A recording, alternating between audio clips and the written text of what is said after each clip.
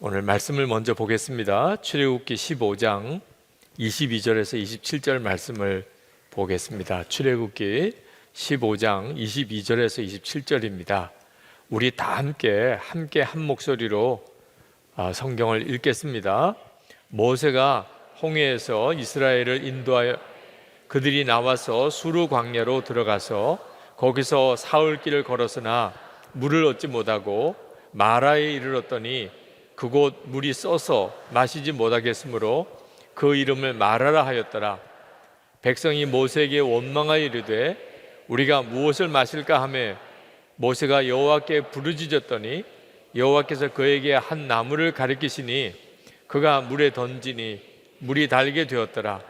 거기서 여호와께서 그들을 위하여 법도와 율례를 정하시고 그들을 시험하실세 이르시되 너희가 너희 하나님 나 여호와의 말을 들어 순종하고 내가 보기에 의를 행하며 내 계명에 귀를 기울이며 내 모든 규례를 지키면 내가 애굽 사람에게 내린 모든 질병 중 하나도 너에게 내리지 아니하리니 나는 너희를 치료하는 여호와임이라.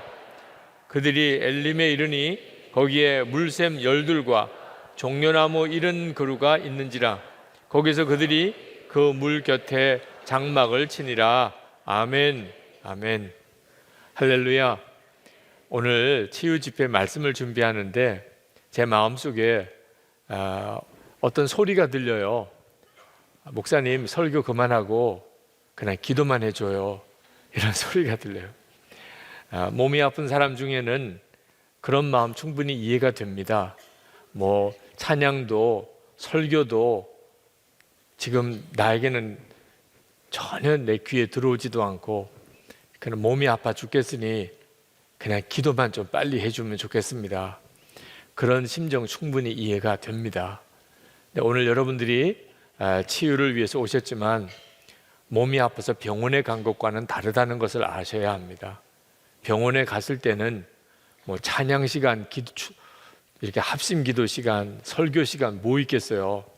그냥 순서 따라 의사 만나서 바로 그냥 진단받고 검사하고 처방받고 그러면 되는 거잖아요. 근데 우리가 하나님 앞에 나와서 치료받을 때는 그렇게 의사 앞에 가서 우리가 병을 진단받는 것과 다르다는 걸 아셔야 합니다. 하나님께서는 우리를 치유하시고 고치실 때 우리의 마음과 깊은 영혼을 먼저 다루십니다. 그래서 찬양하면서 기도하면서 말씀 들으면서 치유받는 역사가 훨씬 더 많습니다. 실제적인 치유 기도보다도 찬양하면서 혼자서 기도하면서 말씀 보면서 설교 듣다가 그러다가 치유받는 역사가 훨씬 많아요. 주님이 친히 여러분들을 고치시는데 그 모든 시간이 다 주님이 여러분을 치유하시는 시간입니다. 저는 치유의 은사가 있는 것 같지는 않아요. 그건 제 경험에 비추어 보니까 그렇습니다. 그러나 치유의 은사가 있는 사람만 치유하는 건 아니에요. 실제로 치유의 은사가 없지만 예배드리다가 또는 기도해 드리는 중에 치유받은 분들이 상당히 많이 있습니다. 어떤 때는 내게 치유의 은사가 생겼나? 이런 생각이 들 정도로 오해가 될 때도 있어요. 여러분 꼭 은사에 따라서만 하나님이 역사하시는 것은 아닙니다. 예를 들어서 전도의 은사가 있어요. 정말 어떤 사람은 1년에 1000명도 넘게 전도하는 사람도 있어요. 믿어지지 않을 정도죠. 은사가 있는 사람입니다. 그런데 은사가 없다고 전도 안 하나요? 은사가 없어도 전도하는 것은 우리 모든 성도에게 주어진 하나님의 뜻이고 은사대로 전도가 되는 게 아니고 기도하고 순종했더니 전도의 결실을 보는 경우도 우리에게 흔히 많습니다. 찬양의 은사가 있어요. 우리 갈래교회 오늘 중창단 정말 찬양 너무너무 감사해요. 늘 보는데 찬양하시면서 연세 드시는 게 전혀 거꾸로 가는 것 같아요. 더 젊어지시는 것 같은 느낌도 듭니다. 정말 찬양의 은사가 있는 사람은 그분의 찬양을 들을 때는 감동도 되고 참 은혜도 되지요. 은사가 없는 사람이 찬양하는 거는 조금 듣기는 힘들어요. 그죠? 그 중심은 이해가 되는데 듣기는 좀 힘이 들어요. 은사가 없는 사람은 어쩔 수가 없잖아요. 근데 찬양의 은사가 없다고 찬송 안 합니까? 우리 아까 찬양할 때 은사 있는 분만 찬양하셨나요? 모든 사람에게 하나님이 찬양하라고 하셨잖아요. 그래서 오늘 우리가 특별히 어떤 은사 집회가 아니지만 치유 기도회를 하는 거고, 또 오늘 주님은 제 마음속에 굉장히 많은 사람이 치유를 받을 것이라는 믿음을 저에게 주셨어요. 그래서 집회를 앞두고 어떻게 하면 환우들을 기도를 해서 치유받게 해드릴까, 이런 생각보다는 하나님 오늘 정말 너무나 많은 환우들이 고침을 받게 해주시니 감사합니다, 그런 마음이 들어요. 오늘 주께서 여러분들의 질병을 치료하시고 또 정말 놀라운 하나님의 은혜를 체험하게 해주실 것을 믿습니다. 주님의 은혜에 그냥 맡겨드리세요. 네, 꼭 안수기도하는 시간만 주님이 여러분을 치유하는 것이 아닙니다. 지금도 주님은 여러분들을 놀랍게 만지시고 또 여러분을 치유하시고 계세요. 어떤 사람은 아마 설교를 듣는 중에 놀라운 치유를 경험하시게 되는 분도 있으실 겁니다. 여러분, 그 주님의 역사를 놓치지 않게 되기를 바랍니다. 하나님께서 분명히 자신을 소개하시기를 치료하는 하나님이라고 그러셨어요. 출애굽기 15장 26절에 나는 너희를 치료하는 하나님이라. 그러니까 오늘 우리가 하나님 앞에 온 겁니다. 여러분을 은사가 있는 목사에게 온 게 아니고 치료하는 하나님이라고 하신 그 하나님께 나오신 거예요. 그 점을 여러분이 분명하게 하셔야 합니다. 이 말씀을 하실 때가 언제냐면 이스라엘 백성이 홍해를 건너고 3일 뒤에 그들이 물이 없어서 고통을 겪었던 그 3일이 지나고 하나님이 그들의 그 마라의 쓴물을 단물로 바꿔주시는 사건을 행하면서 하셨던 말씀이에요. 치료하는 하나님이라고. 근데 이렇게 말씀하신 거 보면 그때 출애굽했을 때 당시에 이스라엘 백성들 중에 병자가 많이 있었다는 사실을 알 수가 있습니다. 자, 여러분 한번 생각해 보세요. 지금도 병자가 많아요. 뭐 나는 병자다 이렇게 써붙이고 다니진 않지만 오늘도 아마 몸이 아픈 분들이 많으실 거예요. 매 성령 집회 때마다 환우들을 위한 기도 시간을 짧게라도 갖습니다. 보혈 찬송을 할 때. 그때 보면 성령 집회 오신 분들 중에 대부분이 다 환자신 것 같아요. 몸이 아픈 분들 일어나시라. 잘 못 듣고 일어나신 분도 있는지 모르겠지만 거의 대부분 다 일어나세요. 그러니까 환자가 이렇게 많구나. 지금도 이렇게 많으니 생각해 보세요. 이스라엘 백성들이 출애굽할 때 환자들이 얼마나 많았겠냐 말이에요. 그들이 여기 아프고 저기 아프고 그런 일이 얼마나 많았겠으며 하나님이 말씀하셨어요. 내가 애굽에 내린 모든 질병, 그러니까 애굽에 있는 사람들에게 하나님이 질병으로 그들을 징계하셨다는 것을 알 수가 있어요. 근데 그런 질병이 너희에게는 이제 있지 않을 거다 이렇게 말씀하신 거 보면 애굽에는 병으로 인한 고통을 많이 겪었고 그리고 그걸 치료하기 위해서 아마 의사도 있었고 약도 있었고 아마 그랬을 것 같아요. 그런데 이제 그들이 피난을 나오는 거예요. 애굽에서 떠나서 가나안 땅으로 가는.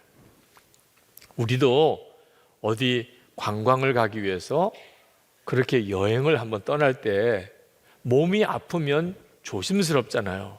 아프면 여행 갈 마음이 안 들잖아요. 그죠? 이건 몸이 회복이 된 다음에 여행을 가는 거죠. 특히 꼭 가야 되는 여행인데 몸이 아프면 얼마나 걱정이 됩니까? 집에서 편안하게 몸을 관리해도 쉽지 않은데 여행을 떠나면 그것도 저것도 다 힘들잖아요. 그런데 하물며 요즘도 그런데 그때 당시에 출애굽은 피난이란 말입니다. 여행이 아니고 피난이에요. 그냥 급하게 자기들 먹을 거 또 귀중품 챙겨가지고 그리고는 그냥 광야로 떠나 나오는 겁니다. 이거 언제 가나안 땅에 들어가고 거기서 어떻게 정착할지 막막해요. 그런데 몸이 아파요. 이게 얼마나 마음에 큰 짐이었을까? 그러니 이스라엘 백성들이 광야로 들어갈 때 당장은 먹고 사는 거, 마실 물이 그들에게 있어서 가장 시급한 문제. 뭘 먹지 거기 가서? 마실 물은 있을까? 사실 광야, 여러분 성지순례 내년에 우리 교회에서 우리 엄재은 목사님 성지순례 성경 공부팀 중심으로 계획하고 계시다고 들었는데, 성지순례 가보면 그 이스라엘의 광야를 보게 됩니다. 정말 먹을 것, 마실 물이 가장 심각한 문제예요.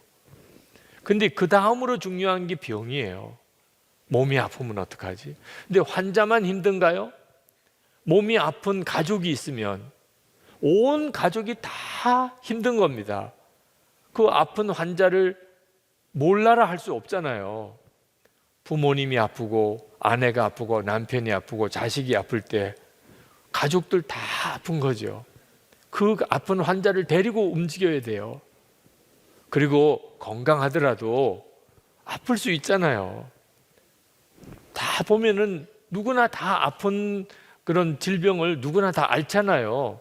야, 광야에서 몸이 아프면 어떡하지? 그런 생각할 만도 하잖아요. 그러니까 이스라엘 백성들에게 있어서 몸이 아픈 것은 굉장히 심각한 문제였을 거라고 추측이 됩니다. 근데 하나님이 말씀하신 거예요. 나는 치료하는 하나님이라. 그러니 이 말씀이 얼마나 그들에게 기쁜 소식이었을까? 하나님이 치료하시는 하나님이시래. 우리를 출애굽하고 구원해 내신 것뿐만 아니고 치료도 해주시는 하나님이시래. 마치 우리 집 근처에 아주 좋은 대학병원이 들어왔다. 그거 든든하잖아요. 가까이에 병원이, 좋은 병원이 생겼다면. 그러면 조금 몸이 아파도 당장 가서 치료받을 수 있겠구나, 그런 생각할 수 있잖아요. 하나님이 치료하시는 하나님이시라니까 얼마나 기쁘겠어요. 그러니까 그 말씀을 이스라엘 백성들에게 하나님이 하신 거예요. 오늘 그 말씀을 붙잡고 우리가 하나님께 나가 기도하는 겁니다. 하나님, 치료하시는 하나님이라고 하셨잖아요. 그런데 하나님이 치료하시는 하나님이라고 그렇게 말씀하시고, 그리고 아픈 사람 다 나와, 그리고 내가 고쳐줄게, 이렇게 하지 않으셨다는 것을 주목해야 돼요. 하나님이 환자들을 고치시기 전에 먼저 하나님이 다루실 문제가 있으셨다는 겁니다. 이것이 우리가 몸이 아파서 병원에 가는 거하고 몸이 아파서 하나님께 나가 기도하는 것 사이의 차이예요. 병원에 가지 말라는 거 아닙니다. 의사도 다 하나님이 세우셨고 의료 행위를 통해서 우리를 치료하시는 것도 하나님이 우리를 고치시는 방법이에요. 약을 써야 될 때는 약을 써야 됩니다. 그러나 하나님 앞에 나와서 치유해 주시는 하나님의 역사를 반드시 놓치면 안 되는 것이, 병원 가서 고침 받는 거하고 하나님이 치유해 주시는 역사는 정말 다른 차원이라는 거예요. 그 점을 오늘 명확하게 하고, 그리고 우리가 하나님께 나가 기도해야 할 겁니다. 먼저는 하나님이 우리의 육신의 병을 고치실 때 우리의 믿음, 하나님을 진짜 믿는가? 치료하시는 하나님이시다, 하나님은 나를 치료하신다 하는 것에 대한 믿음을 분명히 가지고 있는가 하는 것에 대한 점검을 먼저 하십니다. 자, 여러분은 하나님을 정말 그렇게 믿으시나요? 이스라엘 백성들도 그랬을 거예요. 그들은 홍해를 건넜어요. 그러니 하나님을 어떻게 안 믿겠어요? 그런데 자, 이 하나님이 치료하는 하나님이라고 하는 말씀을 하시기 전에 3일 동안을 보면 하나님을 믿는데 또 하나님을 안 믿는 거예요. 그들이 홍해를 건넜을 때는 아주 춤을 추고 노래하고 난리도 아니었어요. 출애굽기 14장을 읽어보면 정말 너무너무 좋아하고 기뻤어요. 충분히 이해가 돼요. 얼마나 기뻤을까. 바다가 갈라졌어요. 그 바다를 건넜고 자기들을 죽이려고 뒤쫓아오던 애국 군대가 뒤따라 들어오다가 그만 홍해가 합쳐지는 바람에 바다에 다 수장돼 죽었어요. 그걸 자기들 눈으로 봤어요. 그러니 이거 정말 감격도 이런 감격이 없죠. 그죠? 우리는 영화로 봐도 감동이 되는데 실제로 그걸 홍해 건너편 언덕에서 보았으면 어떻겠어요? 그런데 그들이 그렇게 춤을 추고 노래할 만큼 그렇게 기쁜 형편이었느냐? 사실 따지고 보면 그렇진 않았어요. 그들은 홍해에서 이렇게 구원을 받았지만 사실 여전히 그들은 피난민이에요. 집에서 이제 거의 쫓겨나다시피 세간살이 가지고 그리고 광야로 지금 나온 입장입니다. 당장 먹을 것도 없는 거고 어디 마실 물도 있는 것도 아니에요. 집이 있는 것도 아니고 그들은 이제부터 광야길을 계속 가야 되는 겁니다. 그러니 사실 따지고 보면 형편이 처량하기 짝이 없는 사람들이에요. 그런데 막 춤을 추고 노래하고 난리도 아니었어요. 하나님의 역사를 눈으로 보고 있었기 때문에. 그러니까 우리가 아무리 형편과 처지가 어려워도 하나님의 역사를 경험하고 살면 고생스럽지도 않고 슬프지도 않고 두렵지도 않다는 겁니다. 그러니 여러분이 지금 슬프고 두렵고 고생스럽고 낙심이 되고 원망이 되고 이 모든 이유는 다 이유가 하나 때문이에요. 형편이 어려워서 그런 게 아니고 하나님의 살아계신 역사하심을 생생하게 경험을 못하고 사는 거예요. 하나님이 정말 역사하시고 정말 나와 함께 하시는 것이 경험이 되면 형편이 아무리 힘들고 어려워도 정말 피난민 생활하는 것 같아도 그 가운데서 기쁨과 감격이 있다는 거죠. 그런데 이스라엘 백성들이 그렇게 노래하고 춤을 추다가 이제 광야길로 들어섰습니다. 하루를 지나고 이틀을 지나고 3일을 지나고 분위기가 완전히 확 바뀌어버렸어요. 3일 전에는 그렇게 춤을 추고 노래하던 그 사람들이 아주 얼굴이 굳어버리고 막 폭발 직전이 됐어요. 이유는 하나예요. 물이 없는 거예요. 물이 없는 거예요.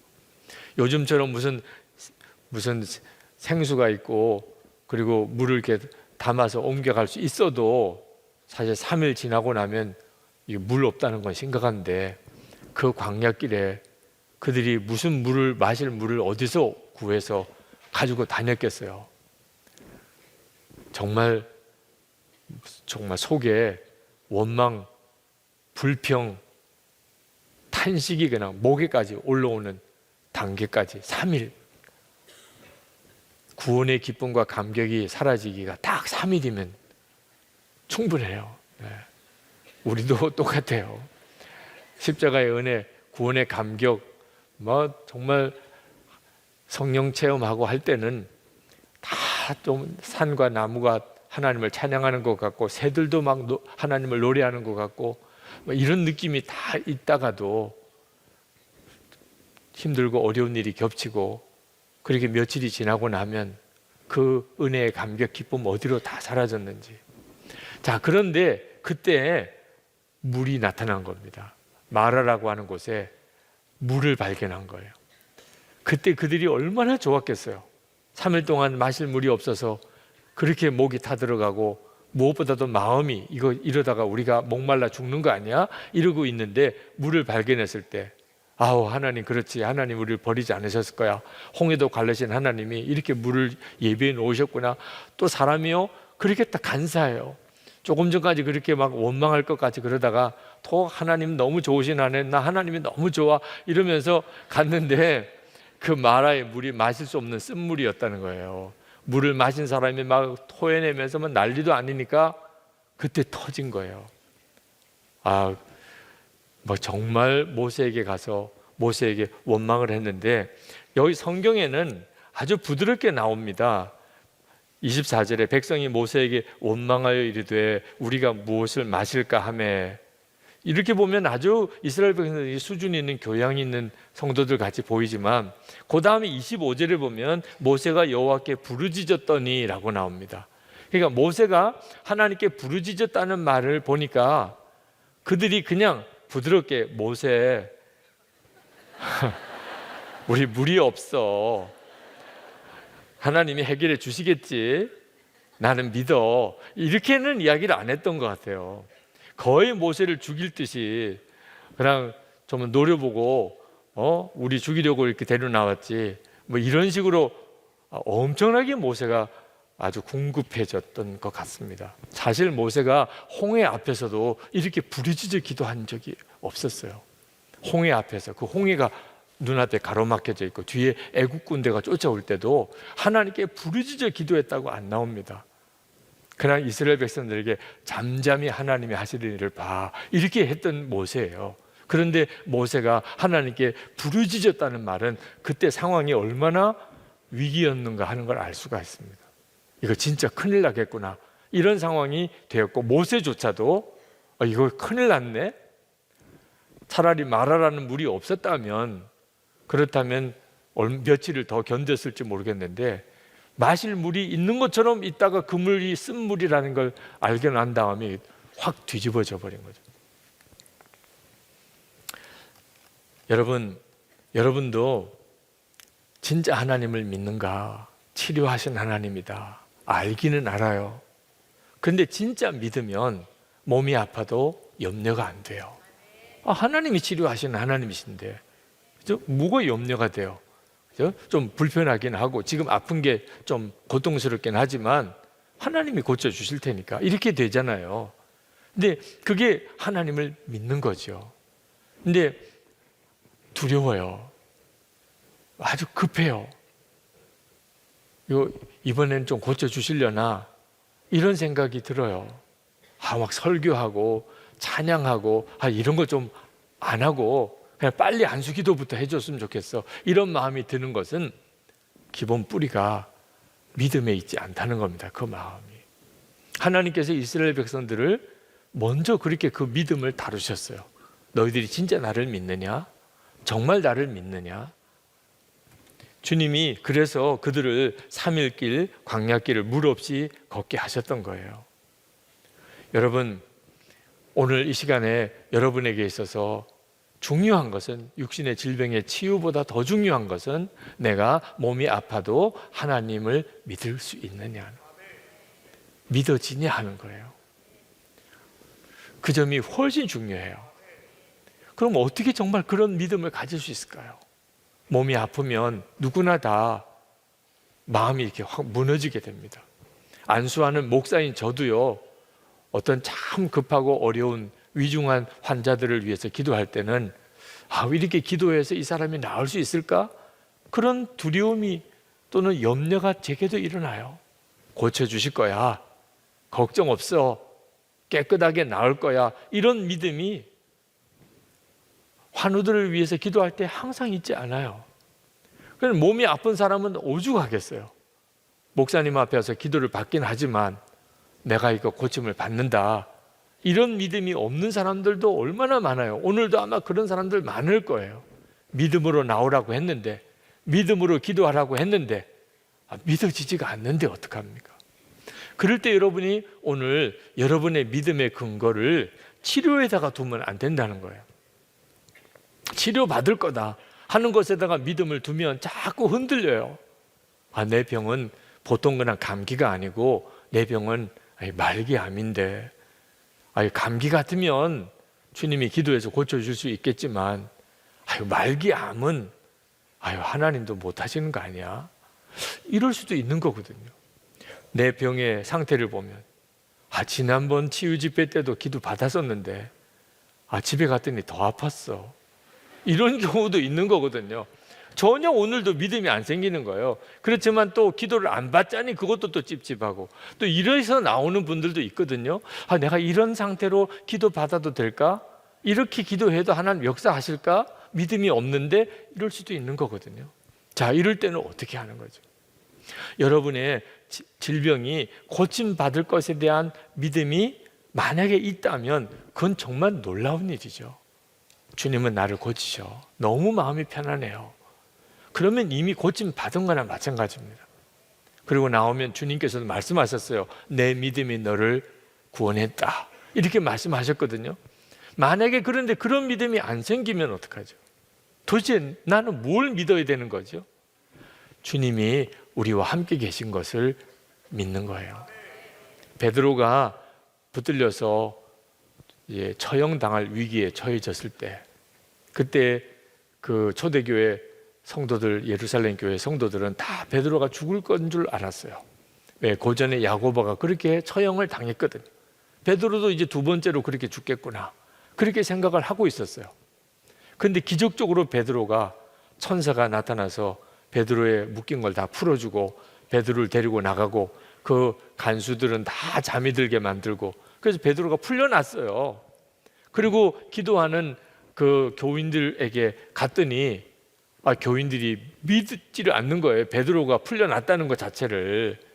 베드로의 영혼인가 이렇게 생각하고 오히려 그들이 베드로가 풀려날 걸 믿지 않으면서 기도는 왜 해요?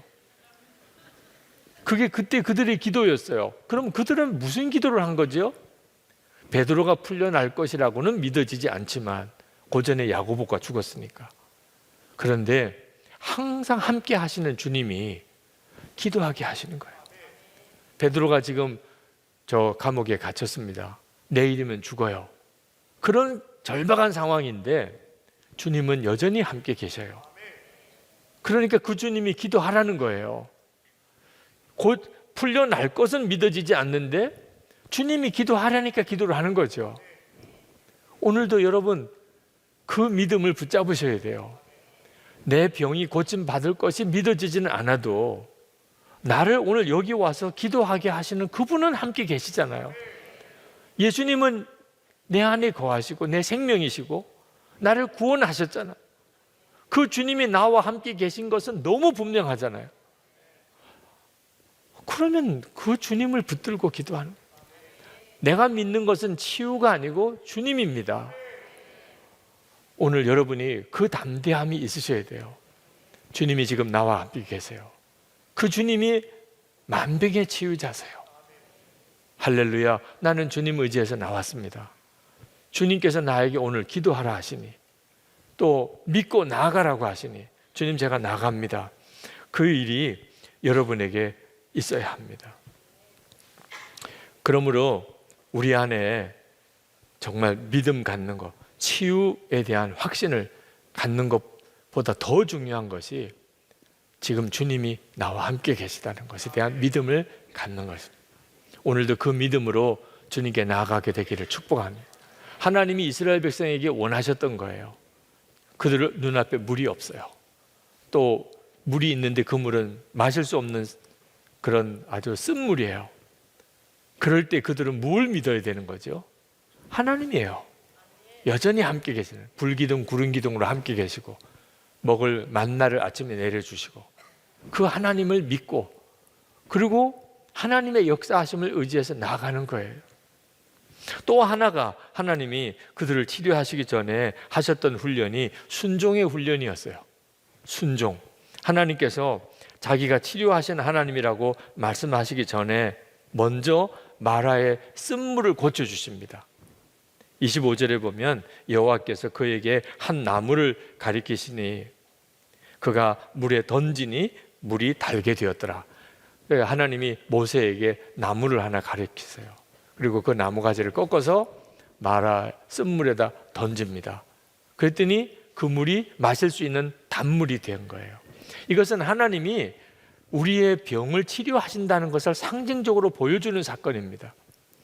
마라의 쓴물은 우리의 질병을 의미하고 그리고 던져진 나무까지는 십자가의 예수 그리스도, 그리고 단물이 된 것은 완전히 고침을 받는 것을 상징한다고 해석할 수 있어요.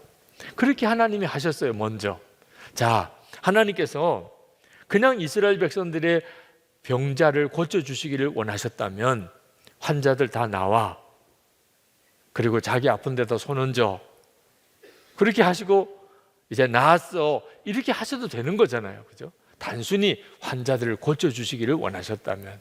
근데 하나님이 조금 복잡한 방법을 쓰셨어요. 그렇게 하셔도 되는데 하나님이 마라의 쓴물이 있기까지 3일 동안 물 없는 광야길을 지나게 하고 속을 부글부글 끓게 만들고 걱정이 가득하게 만들고, 그리고 난 다음에 마라의 쓴물을 만나게 하시고, 그리고 그 마라의 쓴물에다가 나뭇가지를 던지게 하시고, 그리고 그 나뭇가지가 단물이 되게 하는 이런 과정을 거치고 난 다음에 나는 치료하는 하나님이라 이렇게 말씀을 하신 거예요. 그러니까 하나님이 뭘 의도하셨냐 하면 하나님이 말씀하시는 대로 너희들이 순종해 가면 내가 너희를 치료하는 것을 너희들이 경험하게 될 것이라는 거예요. 그냥 너희들이 병이 다 나음 받았어 이럴 수도 있잖아요. 그런데 먼저 하나님이 지시하시는 대로 상황과 여건에 대해서 판단하지 말고 하나님이 말씀하시는 대로 순종해 가라. 실제로 내가 치료하는 하나님이다 라고 말씀하시기 전에 하나님이 이렇게 말씀하십니다. 26절 앞부분에 너희가 너희 하나님 나 여호와의 말을 들어 순종하고 내가 보기에 의를 행하며 내 계명에 귀를 기울이며 내 모든 규례를 지키면 내가 애굽 사람에게 내린 모든 질병 중 하나도 너에게 내리지 아니하리니 나는 너희를 치료하는 여호와임이라. 하나님이 너희들 이제 아픈 거 걱정하지 마. 먹을 거, 마실 거 그거 다 하나님 다 공급하시지만 너희들 아프잖아. 환자들도 있잖아. 앞으로 또 아플 것이 걱정도 되잖아. 그 걱정하지 마. 내가 다 치료해 줄 거야. 그러시기 전에 먼저 주님은 너희들이 할 일이 있어. 내 말을 듣고 순종하는 삶을 살아야 돼. 내가 보기에 의를 행하고 내 계명에 귀를 기울이고 내 모든 규례를 지키면 그러면 너희들에게 있어서 치료는 급속히 일어날 거야. 나는 너희들의 광야 지나는 동안에 애굽에서 알았던 병 하나도 앓지 않게 할 거야. 그렇게 말씀하신 거예요. 그러니까 하나님이 오늘 여러분이 몸이 아파서 오신 여러분에게 두 가지를 말씀하고 싶어 하시는 거예요. 몸이 아파도 나를 믿으라. 하나님을 믿으라. 두 번째는 아플수록 더욱 하나님의 말씀에 순종하는 것을 중요하게 여겨야 한다. 하나님이 치료하신 하나님이신 것을 여러분이 실제로 경험하려면 순종의 삶을 결단해야 한다는 거예요. 그러므로 여러분 내 병이 나았나 안 나았나 그 점에 대해서는 더 이상 신경 쓰지 말고 그건 하나님께 완전히 맡겨드리고 여러분이 진짜 신경 쓸 일은 내가 하나님의 말씀에 순종하고 있나. 나병 환자가 되었던 모압의 장군 나아만이 치유받으려고 이스라엘에 와서 엘리사에게 왔잖아요. 근데 엘리사가 나와서 안수기도 하시지 않았잖아요. 우리는 빨리 안수라도 해주세요. 나아만이야말로 그걸 원했잖아요. 그런데 엘리사는 요단강 가서 나와보지도 않고 나와서라도 말을 했으면 그것도 이해하기 쉽지 않을 텐데 그냥 종을 통해서 요단강 가서 7번 목욕하세요. 이렇게 이야기를 한 거예요. 나아만이 막 격분했죠. 이런 무리한 일이 어딨나. 그랬는데 하나님이 나아만에게 진짜 하나님이 고칠 걸 믿느냐, 그 다음에 너 무슨 말을 해도 너 순종할 거냐, 이 두 가지 훈련을 시키고 난 다음에 그리고 나아만의 나병이 깨끗하게 고침받았고, 그러니까 오늘도 우리에게도 똑같이 주님이 원하세요. 우리는 병 고침받는 게 급하지만 더 중요한 문제가 믿음의 문제고 순종의 문제고, 에스겔서 11장 19절에 내가 그들에게 한 마음을 주고 그 속에 새 영을 주며 그 몸에서 돌 같은 마음을 제거하고 살처럼 부드러운 마음을 주며, 하나님께서 우리에게 정말 주시려는 것은 육신이 부드럽게 치료되는 것보다 더 중요한 게 마음이 돌 같은 마음에서 부드러운 마음으로 바뀌는 거예요. 이 돌 같은 마음이 부드러운 마음으로 바뀐다는 게 순종하는 사람이 된다는 뜻입니다. 돌 같은 마음은 불순종의 마음, 부드러운 마음은 하나님의 말씀을 듣고 그대로 순종하는 사람인 거죠. 여러분이 몸이 아프면 마음이 부드러워져요. 몸이 아픈 사람은 몸이 아프니까 기도하러도 나옵니다. 몸이 안 아프면 아마 오늘은 불금이었을 거예요. 네, 불타는 금요일. 네, 갈 때도 얼마나 많아요. 놀 때도 너무나 많고.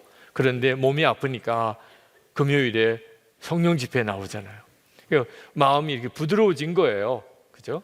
근데 이것을 그냥 이렇게 몸이 아플 때 하나님 앞에 나와서 기도 받는 정도로 그치면 안 된다는 겁니다.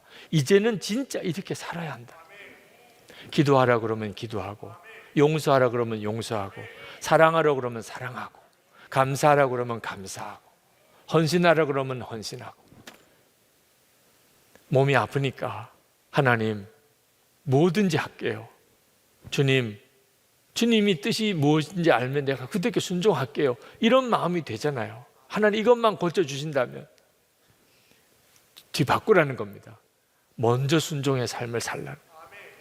그러면 하나님이 치료하시는 하나님이신 것을 알게 한다는 거예요. 여러분, 우리는 몸이 고침받는 것이 대단히 큰 문제처럼 느껴집니다. 몸이 아프면 하다못해 통증이 있는데 그걸 위해서 기도했더니 통증이 사라졌어요. 지난번 미국 집회 갔을 때 첫째 날 호텔에서 자는데 어깨가 엄청 아파요.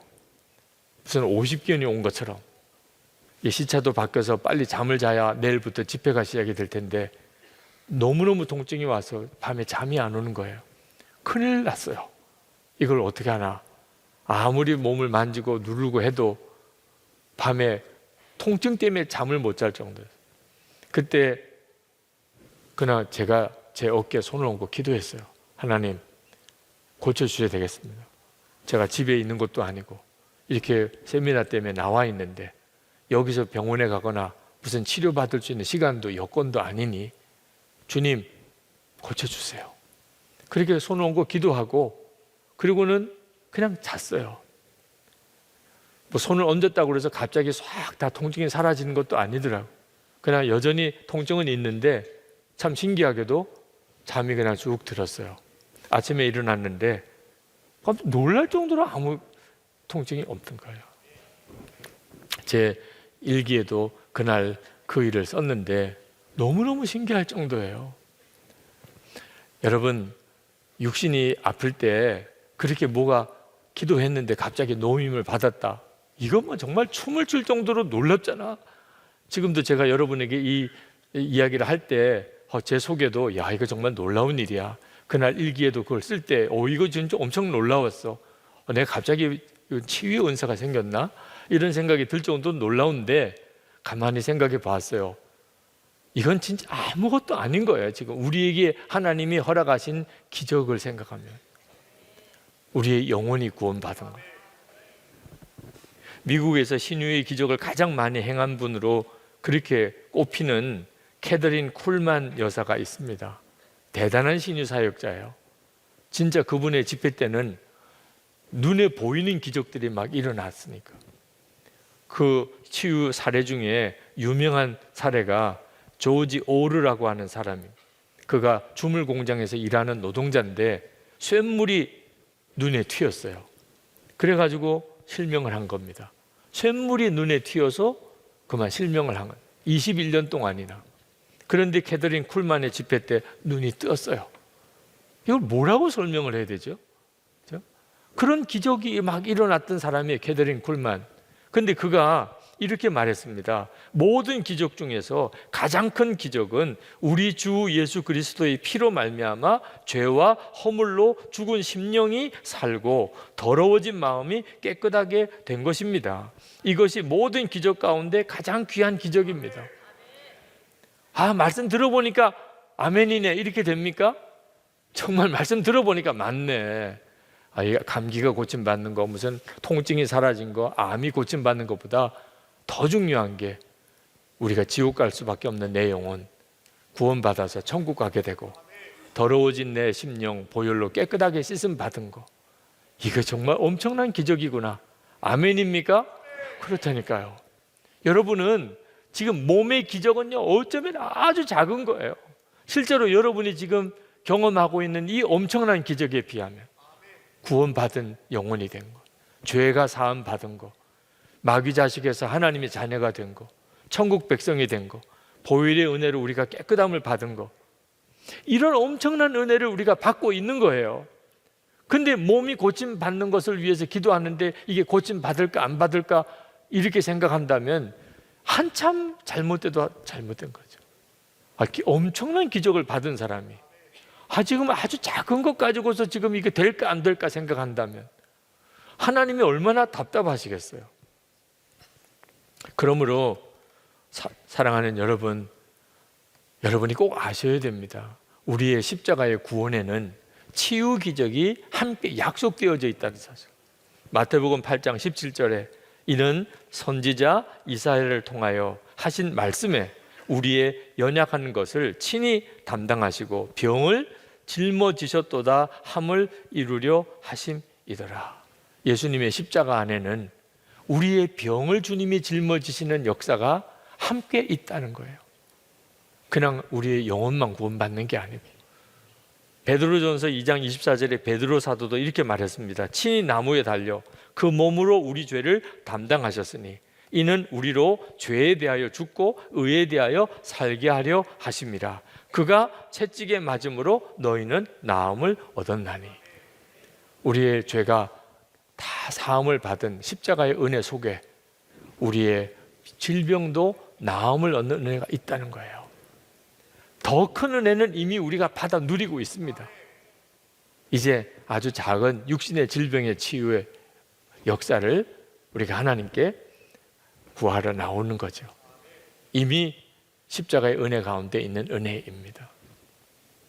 여러분, 주님은 우리의 단순히 육신의 병만 고치는 게 아니고 우리의 삶 전체, 우리의 마음의 깊은 뿌리까지를 오늘 치료하기를 원합니다. 마라의 쓴물은 우리의 병든 몸과 병든 마음을 의미합니다. 거기에 십자가가 던져지고 십자가가 세워지면, 그러면 쓴물이 단물이 변하는 역사가 오늘 이 시간에 여러분의 마음의 심령에 다 일어납니다. 우리의 병은 단순히 육신적인 어떤 원인만 있는 것이 아닙니다. 마음과 우리의 영혼에 우리의 병의 뿌리가 거기에 있습니다. 여러분, 저는 제 마음에 상처가 많다는 것을 저 스스로가 몰랐습니다. 마음의 상처는 육신의 상처와 달리 본인이 잘 자각이 안 됩니다. 나는 무슨 마음의 상처가 있는 줄 몰랐어요. 나는 괜찮다고 생각했어요. 나는 그런 거 없어. 뭐 마음의 상처 이런 거 없어. 그런데 아니었어요. 주님이 기도하는 중에 제가 어릴 때 얼마나 끔찍하고 또 고통스러웠던 순간을 많이 겪었는지를 주님이 알게 하셨어요. 그때는 그것을 드러낼 수가 없었어요. 그것은 제가 감당할 수 없는 문제였기 때문에. 그러니까 그냥 안 일어난 걸로 여기는. 그냥 나는 모른 척 하는 거예요. 나는 그것 때문에 더 이상 아무런 상처를 안 받은 것처럼 그냥 내 마음속에 다 묻어두어야 됐어요. 그렇게 잊어버린 거죠. 제가 어떤 원통한 일, 억울한 일을 겪었는지에 대해서는 다 말씀드릴 수가 없어요. 네. 그건 오해도 일으킬 수도 있는 일이니까. 저는 마음의 상처를 많이 받았는데 상처를 준 사람은 전혀 모를 수도 있어요. 어른들이 아이들에게 대부분 이렇게 합니다. 제가 그것 때문에 가지고 있는 제 성격이 아이가 애 어른이 된 거죠. 어릴 때 그렇게 들었어요. 애 어른이라고. 아니 영락 없이 목사라고. 그게 좋은 소리가 아니에요. 초등학생인데 무슨 목사예요. 중학생인데 무슨 목사예요. 그건 이상한 아이가 된 거예요. 혹시 여러분 자녀 중에 얘는 진짜 목사네. 초등학교 5학년인데 중학교 2학년인데 진짜 목사네. 그러면 상담 받을 필요도 있어요. 뭐 다 나쁘다고 하는 건 아닙니다. 그러나 저 같은 경우에 사실은 제 속에 다 누르고 감추고 화내면 안 돼. 불평하면 안 돼. 탓하면 안 돼. 그러니까 저는 음식을 하나 먹어도 맛있는 거 맛없는 거가 없어요. 그러면 안 되니까. 목사 아들이고 교인들이 다 있는데 나는 뭘 좋아하는 반찬이 있으면 안 돼요. 그것만 또 계속 먹어도 안 되고 항상 바로 밥 앞에 있는 반찬만 먹어요. 어느 날은 콩나물일 수도 있고 어느 날은 김치일 수도 있고 어떤 때는 무나물일 수도 있고 그것만 먹어야 돼. 고기가 조금 멀리 있어요. 절대로 거기까지 가면 안 돼. 목사 아들이 먹는 것만 밝히고 이런 말 들으면 신방 안 데리고 간대. 그러니까 저는 하여튼 밥을 어른처럼 많이 떠줘도 다 먹어야 되고 더 달라고도 안 해. 남겨도 안 되고 밥 조금 줘도 더 달라고 하면 안 되고 그렇게 배웠어요. 불평도 하지 말아야 되고 좋은 것도 없고 나쁜 것도 없고 그러니 어른들이 보기에는 얼마나 착하겠어요. 네. 그랬다니까요. 제가 그렇게 착했다니까요. 근데 사실 그건 전부 다 제 마음속에 다 누른 거예요. 두려운 순간도 많았고, 정말 어떤 때는 정말 속에서 막 화가 나는 때도 있었고, 절대로 그건 내색하면 안 되는 것이었어요. 제가 이런 사람이었기 때문에 제 아내가 많이 힘들어했어요. 속을 모르겠다는 거예요. 밥을 해줘도 뭘 맛있다고 해야 맛있나 보다 이럴 텐데, 저는 열심히 먹는 게 맛있는 거였어요. 네.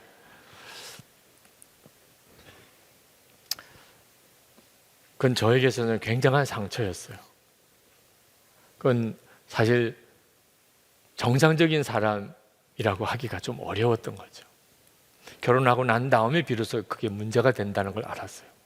제가 사역을 하면서도 이렇게 누르고 참고 견디고 이랬던 것들이 다 그게 건강한 게 아니라는 걸 알았습니다. 제가 군목으로 있는 동안 저희 군종병들이 굉장히 힘들어 하더라고요. 그래서 왜 이렇게 힘들어 하는지 이유를 모르겠어요. 나는 잘해준다고 잘해줬는데. 근데 어느 날 갑자기 저 자신을 돌아보게 됐습니다. 내가 굉장히 다른 사람에게 힘든 사람이구나. 나 자신만 누르고 참는 게 아니고 나도 모르는 사이에 다른 사람에게 그렇게 강요하고, 또 누르고 참게 해결이 됐으면 차라리 좋은데 누르고 참은 것은 어느 순간에 다 폭발해요. 또 그러니까 함께 있는 사람들이 힘든 거죠. 나 혼자서는 다 다른 사람들 앞에 폐 안 끼치게 잘하지만 함께 사는 데는 또 굉장히 쉽지 않은 유형의 사람, 나 자신이 그런 유형의 사람이 돼 있더라. 그게 나중에는 병이 되는 거죠. 여러분들도 여러분들의 아주 어릴 때부터의 삶을 가만히 돌아보면 여러분 안에 그렇게 해결되지 않은 상처들이 다 있게 마련입니다. 진짜 잊어버렸으면 좋겠다 싶은 기억들 진짜 잊어버렸어요. 그런데 없어진 게 아니에요.